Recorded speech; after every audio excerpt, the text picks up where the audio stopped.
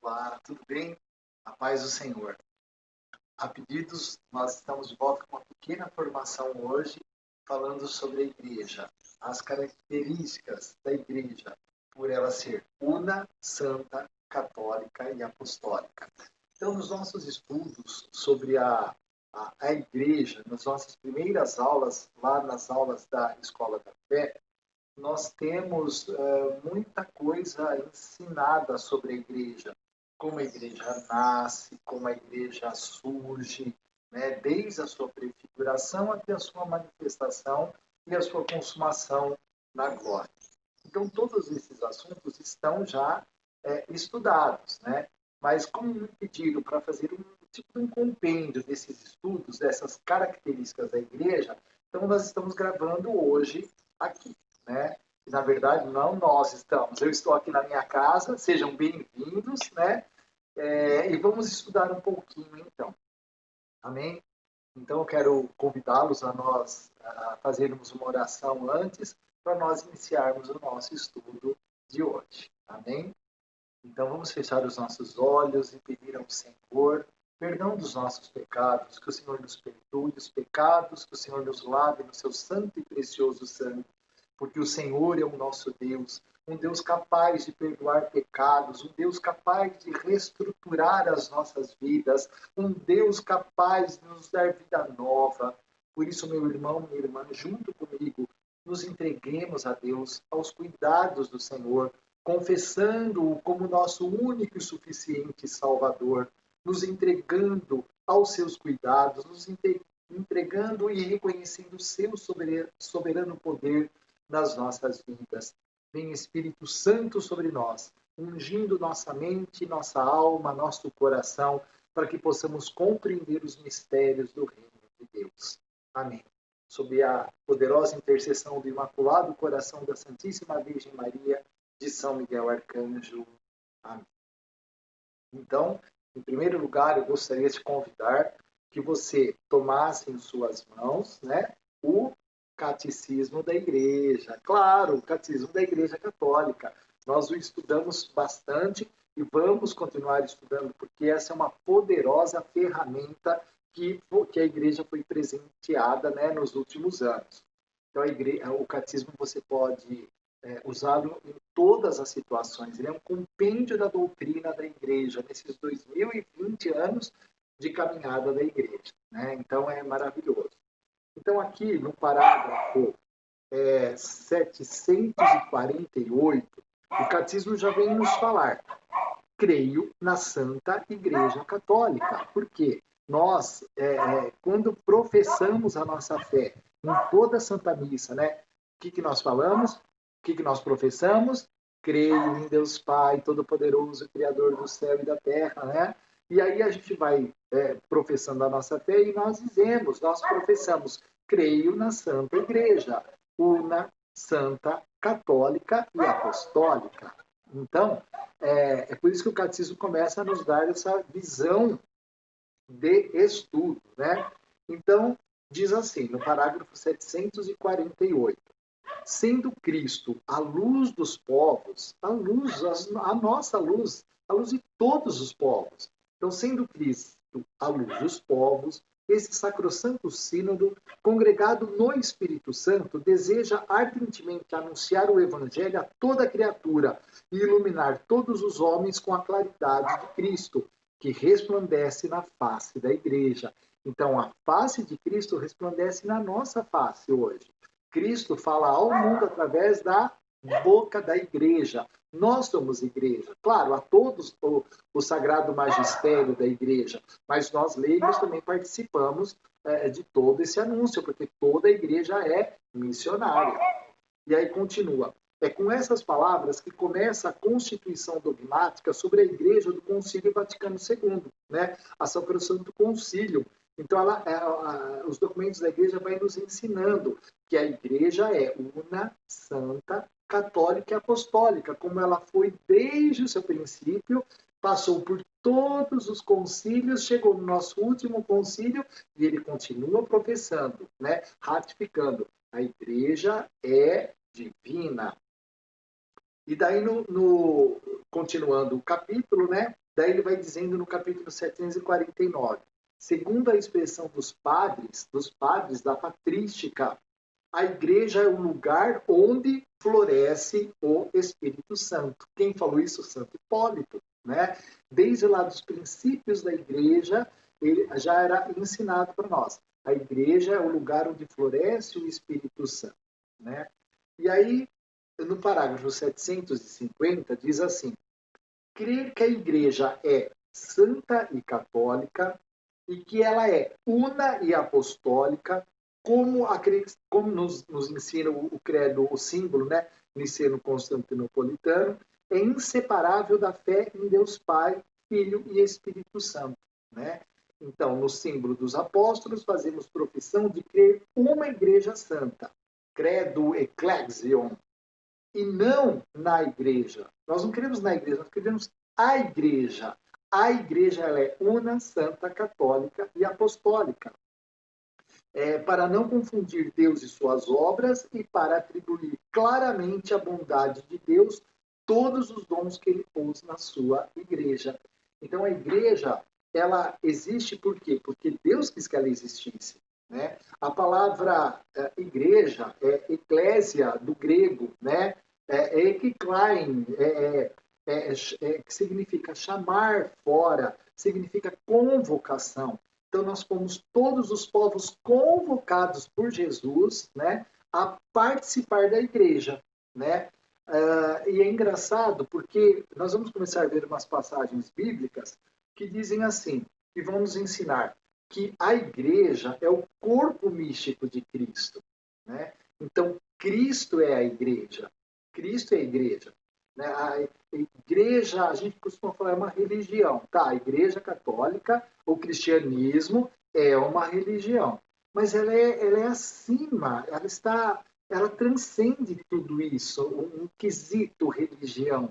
Por quê? É o corpo místico de Cristo. Então, a igreja é o corpo místico de Cristo, onde Cristo é a cabeça e nós somos os membros. Daqui a pouco nós vamos ler isso na Bíblia, né? Então, significa que nós fomos convocados, nós fomos chamados para participar da igreja, participar desse corpo místico. Quando nós damos a nossa adesão, nós passamos o quê? Pelos sacramentos, somos batizados. O batismo, ele te enxerta nesse corpo místico de Cristo. Quando você faz um enxerto de uma planta, você enxerta o caule de uma no caule da outra, eles se tornam uma só coisa, não é? E aí vai dar o fruto. Então, nós também, enxertados em Cristo pelo batismo, né? Nós começamos a participar do corpo místico de Cristo. Por isso que o sacramento do batismo, ele é fundamental no cristianismo, na igreja. Você precisa passar pelo batismo para ser enxertado em Cristo e fazer parte de todo esse mundo espiritual, de todo esse sobrenatural de Deus que envolve toda a igreja, tá bom? Então isso é maravilhoso, né? Quando nós começamos a ver. Então tudo isso vai nos mostrando o quê, meus irmãos? Que não existe outra igreja. A igreja de Jesus é uma só. O corpo místico de Cristo é um só, porque Cristo é um só, né? Então quando ele vem, como nós estudamos. Então, eu vou te cutucar agora para você fazer as aulas sobre igreja, né? Que estão lá naquela 109, na playlist. Você acha várias playlists no canal da Escola da Fé. Numa da playlist, lá tem 109 aulas, tem todas as aulas. Então, bem no começo é ensinado como a igreja foi prefigurada, como a igreja nasceu e tudo mais. Né? Então, eu não vou repetir aqui o ensino que já está lá. Então, todas essas características da igreja, né, da única igreja, que é o corpo místico de Cristo, vai nos ensinando o quê? Essa unicidade, essa unicidade. Então, eu vou tirar como fonte aqui, para vocês, como um compêndio também, esse livro do professor Felipe, A Minha Igreja. Olha lá, A Minha Igreja, a única igreja de Jesus. Jesus é uma igreja, o cristianismo é um só, né? Aí você pode perguntar, mas tem várias denominações, mas nós estamos falando aqui, nós estamos o quê? Na Escola da Fé Católica, né, aqui no YouTube, tá bom? Então, se você quiser, você compra esse livro, ele está assim na minha fonte hoje, o grande professor Felipe. Bom, então, É, o Concílio Vaticano II, na Lumen Gentium, também nos ensina assim. Esta é a única igreja de Cristo, no capítulo 8 da Lumen Gentium. Esta é a única igreja de Cristo, que no símbolo, né, no credo, nós confessamos una Santa Católica Apostólica. Então, eu estou repetindo isso várias vezes para que você compreenda que a igreja é uma só, o cristianismo é um só. Depois da Reforma Protestante, surgiram outras denominações, outras até doutrinas, mas o fundamento nos une, né, que é Cristo. Todo cristianismo, o fundamento é Cristo, é a ressurreição de Cristo. O cristão, ele acredita que Cristo se encarnou pelo poder do Espírito Santo, sofreu sua paixão, morte, ressuscitou, subiu aos céus, está sentado à direita de Deus, onde há de vir nos buscar um dia na sua glória. Então, isso é o cerne do cristianismo, a ressurreição de Cristo, né? O cerne do cristianismo. Isso nos une, né? Mas, assim, a igreja diante de Deus é uma só. Isso é seríssimo, né? Seríssimo. Então, na carta aos Coríntios, né, primeira carta de Coríntios, você pode pegar na sua Bíblia, né? Estou com a minha aqui, né? Então nós vamos ler também aqui. Ó, estou com a minha Bíblia aqui, né? Essa minha Bíblia aqui é da Ave Maria, da edição Ave Maria. Eu tenho também a de Jerusalém. Eu gosto muito quando nós estamos nas aulas presenciais ou em muitas pregações minhas também. Eu uso muito a Bíblia de Jerusalém, mas a Ave Maria também é uma tradução grega e é muito boa também. Então, em 1 Coríntios 12, 27, diz assim: Ora, vós sois o corpo de Cristo, e cada um de sua parte é um dos seus membros. Tá vendo? Né? Então, nós somos o corpo de Cristo. O corpo de Cristo é a igreja. Em Gálatas, capítulo 3, vai anotando que depois você vai, talvez, rever esse estudo e vai fazendo junto. Em Gálatas 3, no versículo 27, 28, diz assim: Todos vós, com efeito, que fostes batizados em Cristo, porque o batismo é um só. Nós somos batizados em nome do Pai, do Filho e do Espírito Santo. Então, nós somos batizados em Cristo. Então, todos vós, com efeito, que fostes batizados em Cristo, vos vestistes, vos revestistes de Cristo. Tirou essa veste e se vestiu de uma roupa nova. O pecado original saiu. Os pecados são perdoados e nós somos revestidos de santidade, de imortalidade, de vida eterna. Então, não há judeu nem grego, nem há escravo, não há homem nem mulher, pois todos vós sois um só em Cristo Jesus. Um só. Estamos estudando o quê? Que a igreja é una. Então, diante de Deus, não tem pobre, rico. Aqui está dizendo, não é nem grego, nem judeu, nem escravo, nem homem, nem mulher. Todos somos um. Deus, quando nos olha, ele nos olha como filhos, como igreja, né? Porque somos todos um só em Cristo. Então, nessa unidade há a diversidade, porque cada parte do nosso corpo faz uma coisa. Olha só, a minha boca está falando, meu nariz está respirando, meu ouvido está ouvindo, os meus olhos estão vendo. Então, cada um de nós também tem um lugar na igreja. Você tem a sua função. Deus te chamou para estar na igreja com aquela função, com aquele ministério, né? Por isso que fala, há uma unidade. Olha só, nós somos um só corpo. Olha, um só corpo. Eu sou um corpo aqui, ó. Você também. Você, a orelha, o nariz, os olhos, a boca, o pescoço, ó, nós somos a mão, tá tudo no corpo, mas cada um tem uma função. Então é uma diversidade na unidade. Olha que lindo isso é Cristo. Olha Cristo lá com a lâmpada acesa, dizendo: Eu sou a luz do mundo, eu vim aqui para trazer a verdade, para vocês não ficarem no erro, no engano. Eu dou clareza, eu ilumino vossas mentes e corações. Aleluia. É isso que ele já está nos fazendo, né? Daí em 1 Coríntios 12, no versículo 11 e 12, olha o que diz. 1 Coríntios 12, 11 e 12.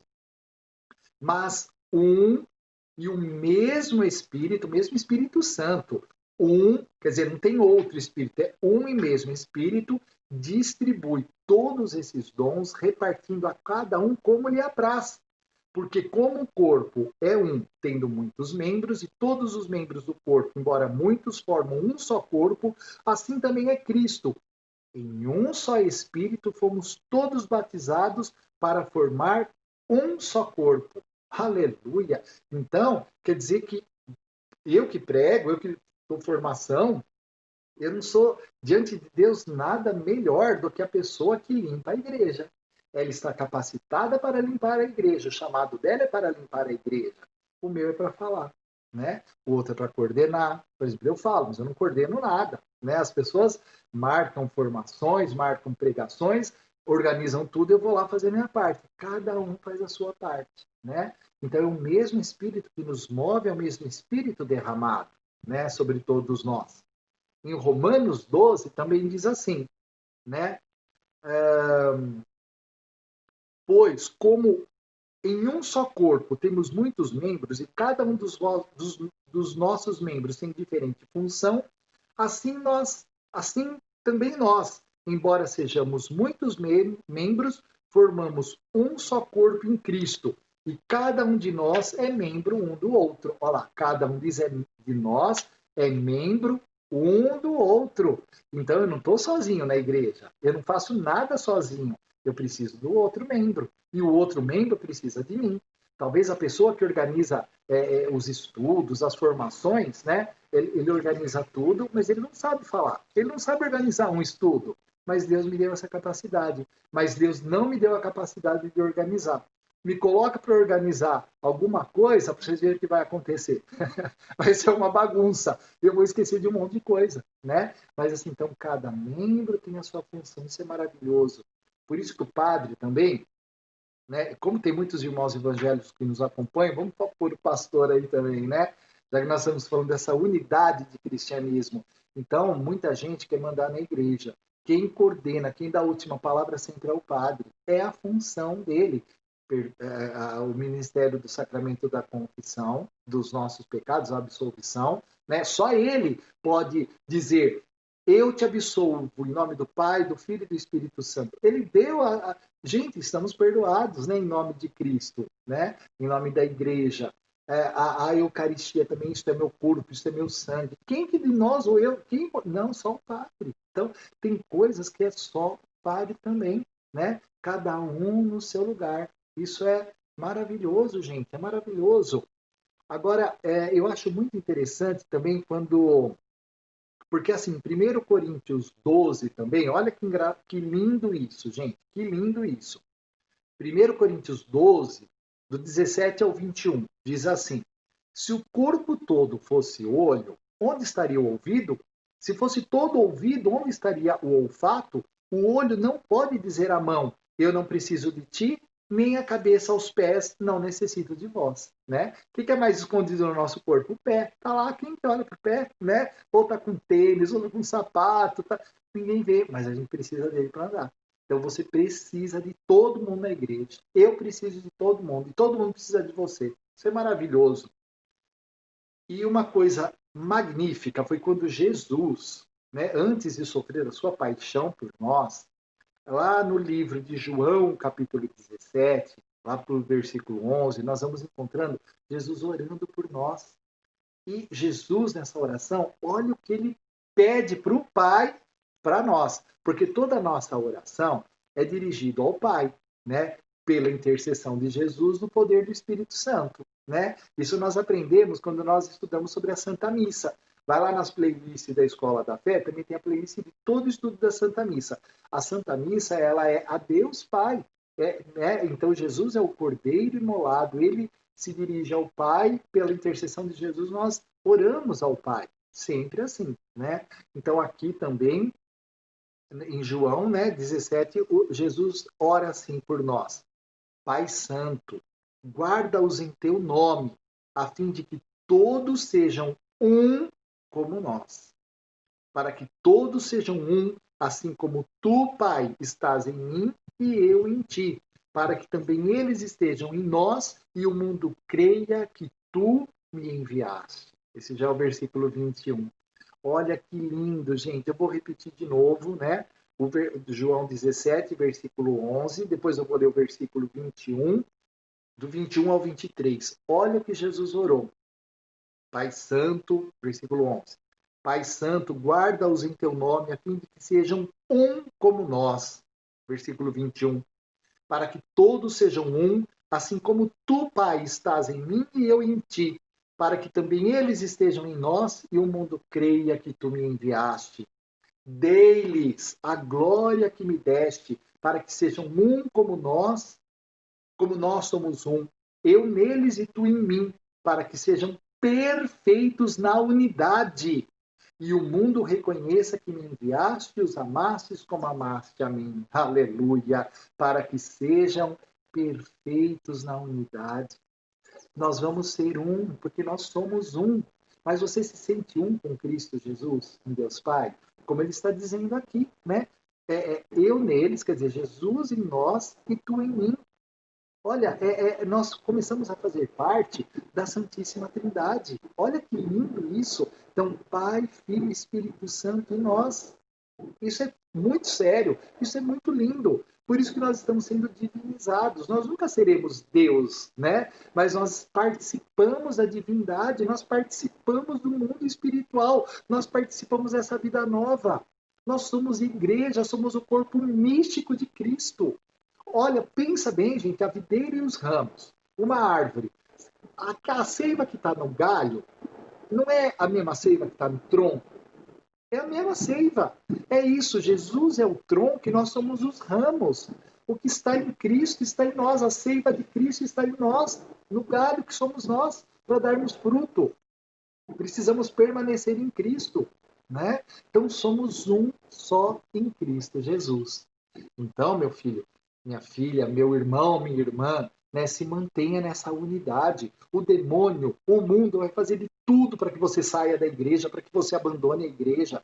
Tem confusão na igreja? Tem, porque a igreja, eu ia falar, a igreja é santa, mas é pecadora também. É santa pela sua essência, porque Deus é santo, é o fundador da igreja, é o edificador da igreja, o Espírito Santo é o santificador da igreja, mas as pessoas são falhas. Eu sou falho, você é falho, né? Então a igreja é santa e pecadora, né? Então não deixe que os pecados da igreja te tirem da comunhão com Deus. Ah, saiu? Dobra o joelho e volta. Vem Espírito Santo, vem Espírito Santo. Amém? Então, aqui tudo nós já vamos então entendendo que Cristo desejou essa unidade, que Cristo rezou por essa unidade, para que sejamos um para a glória e honra de Deus Pai. Né? E como eu comecei já a falar da santidade da igreja, a igreja é santa, mas é pecadora por causa de nós, vamos nos deter agora nessa outra característica da igreja. A igreja é santa. Um documento da igreja, do Vaticano II, também é a Lumen Gentium, como eu já citei lá atrás. Né? Então, o Santo Concílio, na Lumen Gentium, capítulo 39, diz assim: a igreja é, aos olhos da fé, indefectivelmente santa, pois Cristo, Filho de Deus, que com o Pai e o Espírito Santo é proclamado o único santo, porque no Glória a gente não fala só tu sois santo, só tu és o santo, só tu és o Senhor, só tu és o Altíssimo, Jesus Cristo. Então, nós participamos da santidade de Cristo. Né? Até os padres participam do sacerdócio de Cristo. Ele é o único santo, ele é o único caminho, verdade e vida. Ele é o único filho de Deus. Nós somos filhos de Deus por adoção, porque ele morreu na cruz para perdoar os nossos pecados, para enviar sobre nós o Espírito Santo, né? E formar a igreja. Então, vou repetir aqui, porque vou repetir. A igreja é, aos olhos da fé, indefectivelmente santa, pois Cristo, Filho de Deus, que com o Pai e o Espírito Santo é proclamado o único santo, amou a igreja como esposa. Olha, você está procurando alguém que te ame? Jesus te ama incondicionalmente. Ele te ama como esposa. A igreja é chamada da esposa de Cristo.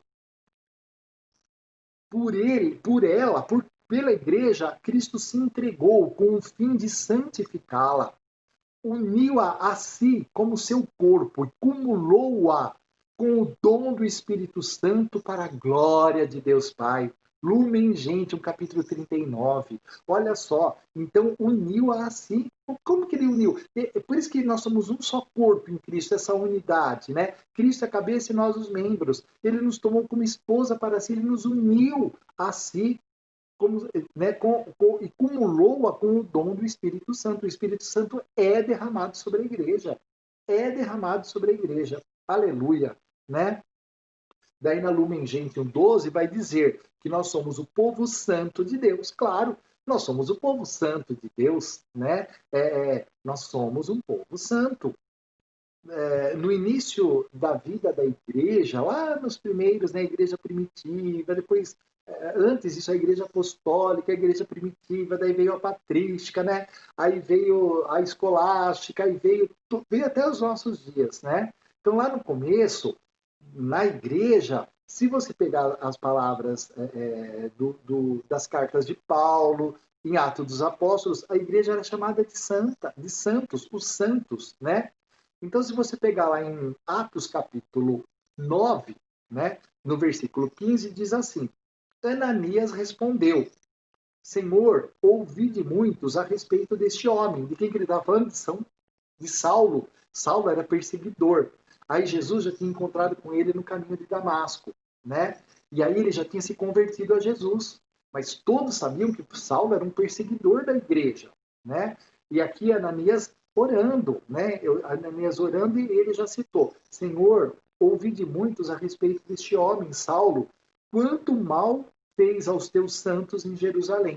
Então, o que, que é isso? Ele chamando os irmãos em Jerusalém de santos. Dá licença. Garganta seca, né? Bom, então aí nós vamos vendo isso também. Lá em Atos 9, no versículo 41. Ah, não, vamos pegar o 32 primeiro. Assim nos fala: Pedro, que percorria todas essas regiões, foi ter com os santos que habitavam em Lida, né? Então a igreja estava lá em Lida, então quer dizer, Pedro foi ter com os santos ali. Então todos os cristãos eram chamados também de santos. Daí no versículo 41 diz assim: Pedro estendeu-lhe a mão e levantou-a, ressuscitou, chamou os santos e a viúva e a apresentou a eles viva, né? Então nós já éramos chamados de santo desde o começo, né? Na Lumen Gentium 48, também esse documento da igreja diz assim: de fato, a igreja possui já na terra uma santidade verdadeira, embora imperfeita, né? Nós já possuímos essa santidade porque o Espírito é derramado.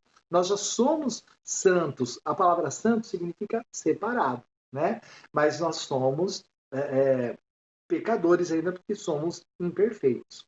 Então, e aí nós vamos vendo toda essa qualidade. Você vai pegar muita coisa, né, de Paulo também nos ensinando. Se você pegar 1 Tessalonicenses 4, no versículo 3, olha que sério isso. São Paulo, né? Não, o escritor de Tessalônica, no capítulo 1, desculpa, 1 Tessalonicenses 4, no versículo 3. Olha o que ele diz: essa é a vontade de Deus, a vossa santificação. Então, nós somos santos, mas nós somos imperfeitos. Precisamos caminhar nessa santificação, né? Caminhar nessa santificação. Em Romanos 1, no versículo 7, diz também: a todos os que estão em Roma, queridos de Deus, chamados a serem santos. Tá vendo? Nós somos chamados à santidade, a uma vida íntegra, uma vida honesta, caráter, gente. O Espírito Santo pode transformar caráter. Às vezes você é um mau caráter. Você engana, você rouba, você mente, né? Mas Deus pode transformar caráter. Estamos passando agora num período de eleições, não estamos? Quantos candidatos a prefeito, vereador mau caráter? Promete e não faz. Rouba, né? Quanto a gente ouve falar de corrupção, né? Então eles podem, se eles se converterem a Jesus, Deus pode mudar o caráter dessa gente. Eles podem se converter tanto quanto o meu e o seu, né? Talvez você era um adúltero, você para de ser, para com o seu adultério, para de usar droga, para de enganar, de mentir, né? Então Deus muda caráter, sim, se a gente se converter. Daí, às vezes, você pede para alguém parar de beber, parar de usar droga. Reze para a conversão dessa pessoa. Se ela se converter, ela vai mudar de vida. Vai, mas ela tem que se converter, né? Como eu e você, né? É tão bacana quando a gente encontra com os velhos amigos lá da nossa juventude e tudo mais, e eles falam assim, já ouvi isso, eles falam assim, nossa, Luiz, eu preciso te conhecer de novo, você está muito diferente. Claro que eu tô. O Senhor Jesus vai nos mudando, né? A minha essência continua igual. Eu falo bastante, eu dou risada fácil. Eu sou uma pessoa assim amigável, né? Não sou perfeito, mas eu sou amigável. Eu nunca fiz mal a ninguém. Fiz várias. Qualquer hora eu vou dar um testemunho aqui, né? Puxava meu fumo, fazia um monte de coisa, não ia na igreja, né? Eu vou contar para vocês. Então Deus nos muda quando a gente se converte, né? E aqui também diz assim, 1 Coríntios 1, no versículo 2. A igreja de Deus que está em Corinto, aos fiéis santificados em Cristo Jesus, chamados à santidade. Olha que lindo. Então, olha só, vou repetir, em 1 Coríntios 1, versículo 2. A igreja de Deus que está em Corinto, aos fiéis santificados em Cristo Jesus, chamados à santidade, né? E é isso é maravilhoso. Então nós vamos encontrando muita passagem, muitos ensinamentos, né? Desde o Velho Testamento, né? Se você pegar, por exemplo, em Êxodo 19, no versículo 6, diz assim: Vós sereis para mim um reino de sacerdotes e uma nação santa. É o chamado de Deus. Em Levítico 11, no versículo 44, diz assim: olha que lindo. Eu sou o Senhor que vos tirou do Egito. O povo estava, nós estamos no Velho Testamento, né? Eles tinham sido escravos no Egito, foram libertos e Deus começou a ensinar o povo, a educar, a catequizar, a evangelizar o povo. Então o Senhor dizendo: Eu sou o Senhor que vos tirou do Egito para ser o vosso Deus. Sereis santos porque eu sou santo. Então sereis santos porque eu sou santo, né? Então Deus está nos levando a essa santidade de vida, né? A igreja existe para a santificação dos homens em Cristo. Alguém anunciou Jesus para mim, você também vai anunciar Jesus para alguém também. Ontem mesmo na pastoral de rua, gente, foi muito bacana. A nossa pastoral de rua, ontem nós encontramos muitos irmãozinhos. Essa crise desse corona levou muita gente para a rua, muita gente ficou desempregada. Encontramos alguns irmãozinhos que nós já tínhamos empregado, eles perderam o emprego, estão na rua. Então, nós levamos o Evangelho e cantamos hinos, e cantamos e rezamos e lemos o Evangelho. Quantos são fortalecidos? Então, nós precisamos estar em missão e indo em direção daqueles que precisam. Então, a gente leva, claro, a comida, o alimento, a roupa, né, e a gente não pode fazer nada com pressa. Então, o irmãozinho de rua quer ser ouvido, quer cantar, quer rezar. Quantas vezes a gente está lá e ele fala, vocês não vão rezar? Vamos rezar. E nós já ouvimos deles assim, quando vocês chegam, a igreja chegou. Olha que lindo isso. Nós estamos na rua, né? Às vezes a praça está movimentada, às vezes a rua está deserta, mas a gente não faz nada para ser visto, a gente faz por amor. Então, se alguém está vendo, se alguém não está, aquela hora é a hora de Jesus estar com os irmãozinhos através de nós. E é uma alegria fazer as pessoas felizes, né? Graças a Deus. Então, daí, outra característica da igreja, a igreja é católica. E você fala assim, mas como é que a igreja é católica, né? Quem pôs esse nome na igreja? Se a gente vê lá em Atos dos Apóstolos, quando os seguidores de Cristo foram pela primeira vez chamados de cristãos. Então, está ali em Atos dos Apóstolos, né? E aí fala, a igreja pela primeira vez foi chamada de cristão, de cristãos. Os seguidores de Cristo chamados de cristãos. A igreja também foi chamada de católica, porque se você.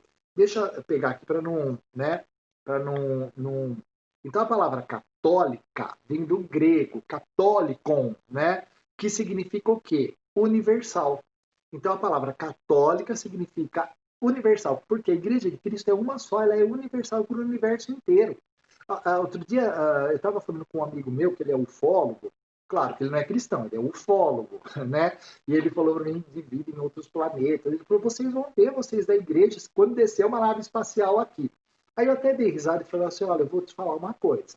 Cristo é rei do universo. O Senhor é o criador de todo o universo, de tudo. Ele é criador do mundo espiritual. Eu falei, se algum dia uma nave espacial descer aqui, Vai que acontece, né? Eu falei, mas se descer aqui, eu tenho certeza que eles estarão também como adoradores de Deus, porque o Senhor é um só. Deus é um e soberano e é um Criador. Creio em Deus Pai Todo-Poderoso, Criador do céu e da terra, dessa nossa terra, de todas as galáxias, dos sistemas solares, de tudo, né? Então, a palavra católico quer dizer cristão universal. É a igreja universal do universo inteiro, né? O corpo místico de Cristo é um só. Olha, e todos nós somos chamados à santidade. Amém. Então, mas como surgiu, né, a primeira vez essa palavra? Essa palavra é o seguinte, gente. Santo Inácio de Antioquia, ele era, como que eu vou falar para vocês? Ele era um grande bispo da época, né? Ele foi o terceiro bispo da comunidade da igreja fundada em Antioquia por São Pedro. Antioquia era uma fortaleza na fé, porque foi uma comunidade fundada por São Pedro, né? Então, Santo Inácio, eles viveram na época da perseguição, né? Então, ele foi condenado às feras pelo imperador romano. Então, de Antioquia até chegar lá em Roma, onde ele seria morto no dente dos leões, né? Imagina você ver um leão vindo na sua direção e você falar: Jesus é o meu Senhor, viva Cristo Rei, né? Hoje é dia de Cristo Rei, Rei do Universo. Então, Santo Inácio escreveu cartas, né? E numa das cartas, né, que ele escreve, né, para uma das cidades, que eu não vou nem, agora eu estou meio cansado e a gente esquece um pouquinho, mas ele chama pela primeira vez a igreja de católica. Ele batiza a igreja do Senhor com a palavra católica, que significa, né, em grego, católico, a igreja universal, né? Então, a igreja ela tem dois aspectos, gente. Ela é um aspecto geográfico e antropológico. Isso é o aspecto externo da igreja, né? Porque nós temos essa abertura para todos, né? Antropologia, o ser humano, o geográfico, nós vamos em todos os lugares a todos os povos. Então isso é um aspecto da igreja, né? A igreja tem esse aspecto geográfico e antropológico, mas ela também tem esse aspecto pessoal e ontológico. Significa que a igreja é a depositária de toda a verdade, revelada pela Bíblia escrita e pela tradição oral, e recebeu de Cristo a plenitude dos meios de salvação, né? Então, isso para explicar para vocês, nós somos depositários de toda a verdade, a igreja, porque Cristo disse: eu sou o caminho, a verdade e a vida. Nossa, uma verdade plena e é plena essa verdade. Não é relativa, né? Não existe relativismo no cristianismo, é tudo verdade, tudo concreto, né? Então isso é maravilhoso. Lá na segunda carta de Timóteo, no capítulo 2, né, diz assim, Paulo falando, né? Ele quer que todos os homens se salvem e cheguem ao conhecimento da verdade. Por isso que a igreja é católica, é para todos os povos. São Pedro, né, lá em Atos dos Apóstolos, no capítulo 4, nas suas primeiras pregações, convocando o povo, disse assim, pregando, né, em nenhum outro nome há salvação, porque debaixo do céu nenhum outro nome foi dado aos homens pelo qual devamos ser salvos. Por isso que Jesus é o nosso único e suficiente Salvador, né? Você vai me falar, mas e a Virgem Maria, os santos anjos? Não, eles intercedem por nós, mas eles também são adoradores de Jesus, né? Eles são intercessores. Como você também ora por alguém para que se converta, para que saia das enfermidades, como na igreja nós cremos na vida eterna, os que morreram não estão dormindo, nós continuamos essa intercessão dos santos, né? Então é isso, mas o nosso único e suficiente Salvador, o único que morreu por nós, né, que ressuscitou para nunca mais morrer, que é o primogênito dos mortos, que está sentado à direita de Deus e há de vir em sua glória, é Jesus, né? Então, isso tudo é a catolicidade da igreja, né? O ensinamento da igreja. Em Colossenses capítulo 1, diz assim também, capítulo 1, no versículo 19 e 20. porque aprouve a Deus fazer habitar nele toda a plenitude. Em quem? Em Jesus. Aprove a Deus fazer habitar em Jesus nele toda a plenitude e por seu intermédio, pelo intermédio de Jesus, reconciliar consigo todas as criaturas, por intermédio daquele que, ao preço do próprio sangue na cruz, restabeleceu a paz a tudo quanto existe na terra e nos céus.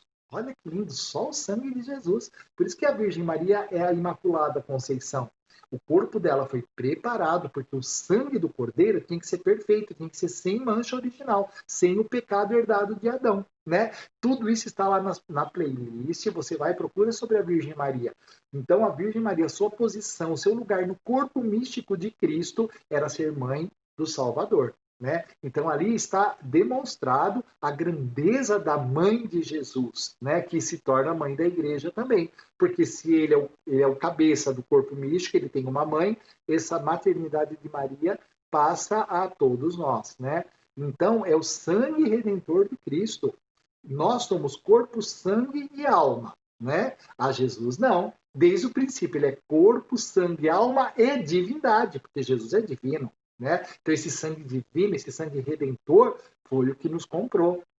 Um sangue superior ao nosso. Né? Por isso é o nosso único e suficiente Salvador. Nunca mais o Messias virá. O Messias já veio. O Messias já veio. Amém? Então, isso é uma bênção. Né? Então, isso é a catolicidade da igreja. Isso é a grandeza da igreja, gente. Né? Então, tudo isso que nós vamos tendo essa honra de entender. E aí vem uma outra característica da igreja, que é o quê? A apostolicidade, né? A igreja, ela é apostólica, né? Então diz assim: o que garantiu a unidade da igreja católica e sua continuidade até hoje, de maneira ininterrupta, conservando intacto o depósito da fé que recebeu do Senhor, é a sua apostolicidade, isto é, a sucessão apostólica. Então, o que é o apostólica, ser apostólica? É porque os apóstolos, eles são guardiões do depósito da fé. O que é o depósito da fé? Os ensinamentos de Jesus. Então, e a sucessão apostólica, porque os apóstolos foram morrendo e foram ordenando apóstolos nos seus lugares, hoje que nós chamamos de bispos, né? Então, eles, durante esses 2020 anos de caminhada da igreja, como a igreja é santa e pecadora, houve muito pecado, mas os verdadeiros adoradores, sempre através deles, Jesus reergueu a igreja, Jesus salvou a igreja, Jesus caminhou com a igreja, né? Então, você vai vendo isso, por exemplo, em Mateus capítulo 19, no versículo 28, Jesus dizendo assim para eles, para os apóstolos, os primeiros, né? Em verdade vos declaro, no dia da renovação do mundo, é Jesus falando, quer dizer que ele vai voltar e vai renovar todo este mundo. O mundo nunca vai acabar, o mundo vai ser renovado com a vinda dele. Em verdade vos declaro, no dia da renovação do mundo, quando o Filho do Homem, Jesus, estiver sentado no trono da glória, vós que me haveis seguido, estareis sentados em 12 tronos para julgar as 12 tribos de Israel. As 12 tribos significa todos os povos, né? Depois, porque em Apocalipse capítulo 21, no versículo 12 e 14, diz assim, olha isso, que lindo, lá no livro de Apocalipse. Então, João contando, levou-me em espírito a um grande e alto monte e mostrou-me a cidade santa, Jerusalém, que descia do céu de junto de Deus, revestida da glória de Deus. Assemelhava-se a uma pedra preciosa, tal como já... Continuando, então, né, que deu um problema aí, né? Então, como eu falei quando o vídeo foi interrompido, em Lucas capítulo 10, no versículo 26, quem vos ouve, a mim ouve, e quem vos rejeita, a mim rejeita, e quem me rejeita, rejeita aquele que me enviou, né? Lucas capítulo 10, no versículo 26. Isso é muito sério, gente, isso é muito sério, né? Então, nós temos que prestar muita atenção nessa característica da igreja de ser apostólica.